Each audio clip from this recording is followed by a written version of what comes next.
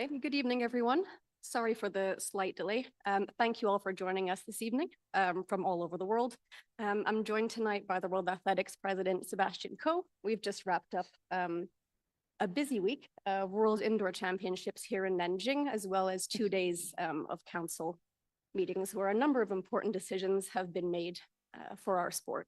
So I won't delay us too much longer. Seb, I'll start by passing the floor to you for a few quick remarks, and then we'll open the floor to a question and answer session. Seb, Maggie, go ahead. Yeah, Maggie, thank you. Sorry for the slight delay. 2 days of council meetings are not always an exact science, but apologies for asking you to hold on for a bit. Let me just get straight into it. We've just finished the World Athletics Indoor Championships here in Nanjing after 3 days of really, really good action. And it marks the start of a very busy and productive year for athletics. The championships are the start of what will be an exciting 3-year journey through Asia and World Athletics, with 5 World Athletics Series events taking place in the continent over the next 2.5 years. We have big ambitions in our sport here in Asia, which is rapidly growing in appeal, with new fans joining literally every day. You can read more about the championships on our website and have a look at our social media coverage, which we are pleased to say won top spot in Red Torch's Sport on Social International Federation's 2025 report. We've also just wrapped up 2 days of council meetings where a number of important decisions have been made, including the confirmation of a number of new host cities for our events in the next few years. Gaborone in Botswana as the host of our 2026 World Athletics Relays, the first time they will host a World Athletics Series event. Brasilia, Brazil as host of our World Racewalk Team Championships 2026. This is the 3rd time Brazil has hosted a WAS event. Nassau, the Bahamas, which will be for the 5th time our host to the World Relays in 2028. The selection of these host cities reaffirms our commitment to hosting events in Africa and, of course, our smaller nations. The Council also made important decisions regarding the integrity of the female category in competition, and has approved the recommendations of the working group on gender diverse athletes. Over the next few weeks, the new regulations will be drafted and a pre-clearance test provider and process and timeline will be agreed. The Council also approved the recommendation of the working group on Belarus and Russian participation, that the current Council sanctions are adequate and do not need to be replaced, added to, or varied unless either the current circumstances deteriorate significantly or there is a peace agreement. In anticipation of peace at some stage, the Athletics Integrity Unit continues to maintain Russian and Belarusian athletes in its international testing pool. In coaching news, the Council also agreed to explore the creation of a dedicated coaching body reporting to Council to promote coaching. This is a vital component in the development of the elite athlete and will provide, of course, a voice for coaches. A proposal on the format in terms of reference from the new body will be developed and brought back to Council as a matter of priority. And finally, a number of decisions were made relating to competitions, including the approval of the timeline for the World Athletics Cross Country Championships in Tallahassee in 2026, which takes place on the 10th of January next year. Related to the relays, the World Athletics Council has also approved the running order for the 4x100 meters mixed relay at the upcoming World Athletics Relays Guangzhou as woman-woman, man-man, as well as forming part of the race program for the World Athletics Relays in Guangzhou. The mixed 4x100 will be contested in our inaugural World Athletics Ultimate Championships in Budapest in 2026. And finally, the 300-meter hurdles will become an official event. Now, there's more detail and further updates to be included in the press release, which will be circulated shortly. So I'm now, of course, really happy to take any questions or observations you might have. Thank you for being with us. Maggie, back to you. Thank you, Seb. So we'll now open the floor to questions. The easiest way to do this would be to please use the hand raising function in Zoom. So I'll give everyone a few seconds to log their questions. Wakako, let's start with you. Thank you so much indeed. Seb, can you hear me? I can, Wakako. Hello. Hello, indeed. And hello, Maggie. And thank you for the opportunity. You were talking about this working group on Russia and Belarus situation and whether the situation deteriorates or whether peace would be reached. What are the base policy way of thinking how to change the current situation, which is individual participation, which would consider individual participation into the future? And what are the timeline that will be necessary for the World Athletics to consider that way participation before Tokyo World Championships? Also, if I may, just one, I guess Japanese are rather happy to have you as a World Athletics president for Tokyo competition. And how was it even possible for you to have more passion or focus onto what you cherish throughout the time after rather stressful experience back in Greece last week? Thank you. Wakako, thank you. Look, I think the answer to your first question is, if I may say so, a fairly simple one. And that is the timeline. The criticality of that timeline is not within our hands. That will be the progress or otherwise of the peace talks that have already started.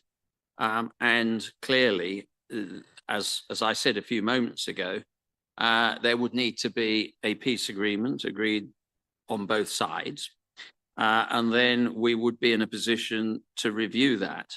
But as I've already also made the point, that the Athletic Integrity Unit maintains a very tight control over the testing regimes of both Russian and Belarusian athletes. So in the event that we get to an agreement, we wouldn't have to then start going back into our testing protocols to be confident that those athletes that might be eligible to compete will have fulfilled will have been through the right testing process. And the second answer is actually very easy. I've never ever lost focus on anything to do with a sport that's given me everything. Just a few weekends ago, I was at the European Indoor Championships in Apeldoorn in Holland. And the first thing that I did, literally, after the session in Greece was to get onto a plane to come here to chair the council meetings today, the executive board tomorrow, and to be there for the World Indoor Athletics Championship. So no, it's nice to be back in the athletics family. Indeed. Nice to have you back. Thank you. Thank you. Thank you, Wakako. Rob Moll. Hi, Seb. Rob, how are you? Yeah, very good, thank you. Last year you gave $50,000 to each of the track and field champions. I understand you're going to be doing the same for LA, but expanding that to silver and bronze. Are you still committed to doing that? And what's the figures in mind for LA in 3 years' time, please? Well, no, of course I'm committed to that. That's something that I've always believed, that where possible, you made the financial security of the athletes one of your priorities.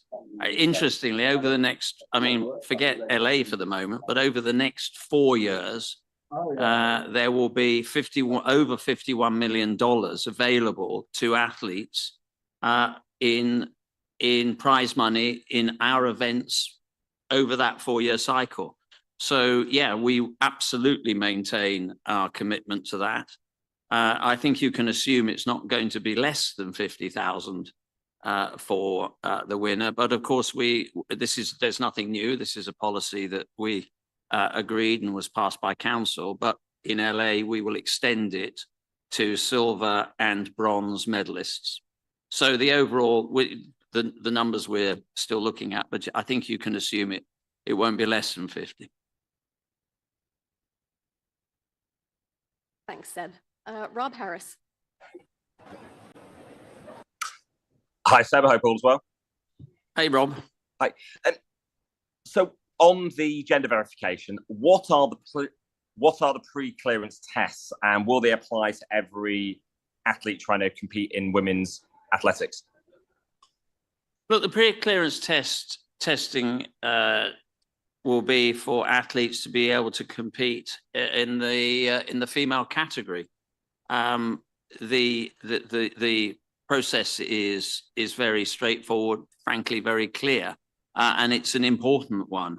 And we need to look. We will look for a testing provider. We will work on the timelines, and the test will only need to be done once in literally the career life of an athlete. So we are very clear, and that was agreed today in council. So are these swab tests? Well, yeah, the swab test. I mean, we've had the working group and our medical teams have been looking at that. But look, that is largely the two determinants here are firstly finding the right provider, because we are a global sport. So you do need to provide a provider with the capacity, the scale and capacity to be able to do that. And cheek swab or the dry blood test. But yeah, it'll be it's along the lines of something that will be administered once in the career of an athlete, a female athlete. Why do you think it's so important to do it? And also, are the DSD parameters changing as well? It's important to do it because it maintains everything that we've been talking about, and particularly recently, about not just talking about the integrity of female women's sport, but actually guaranteeing it. And this, we feel, is a really important way of providing confidence and maintaining that absolute focus on the integrity of competition. I'm sorry, Fadi, I just say, Fadi, are you prepared for any resistance about some criticism if it's too intrusive? No, neither of these are invasive. They are necessary, and they will be done to absolutely international medical standards. Thanks, Rob. Jamie Gardner, PA. Just following up on Rob's questions there on the pre-clearance testing, is World Athletics confident that these tests and the policy that you've adopted will stand up to legal challenge? And what feedback did World Athletics get from athletes as part of the consultation on this? Well, if I deal with the second part of your question straight away, I mean, we've had over 70 individual groups that responded from this, various stakeholders, obviously all the advocacy groups, athletics federations, athletes commissions, individual athletes, CIS, DSD, transgender coaches. I mean, this has been a widely held and pretty exhaustive review, and overwhelmingly, the view has come back that this is absolutely the way to go, within the caveats that Rob just raised and I answered just a few moments ago. Sorry, the first element of your question, remind me. Yeah, just whether you're confident that the rules will stand up to legal challenge and scrutiny. Well, yes, I am. But you accept the fact that that is the world we live in. I wouldn't have set off down this path in 2016, 2017 to protect the female category in sport if I'd been sort of, anything other than prepared to take the challenge head on. We've been to the Court of Arbitration on our DSD regulations. They've been upheld, and they've again been upheld after appeal. So we will doggedly protect the female category, and we'll do whatever is necessary to do it. And we're not just talking about it. Thank you, Seb. That does it for the questions for now. Any other questions? No? Last chance? Okay, I guess not. So as Seb mentioned a little bit earlier in his comments, we will be circulating a press release shortly, which will go into a little bit more detail than we did just now. So thank you, everyone, for joining us. Again, apologies for the slight delay, and have a good evening. Rob, before you go, will you just keep me up to speed with any of the developments around Hearty and dates and timings? I spoke to Cindy the other day. Yes, I will do. Yeah, I will do. Thanks. Thank you, sir. Thank you. Thanks, everyone. Thank you.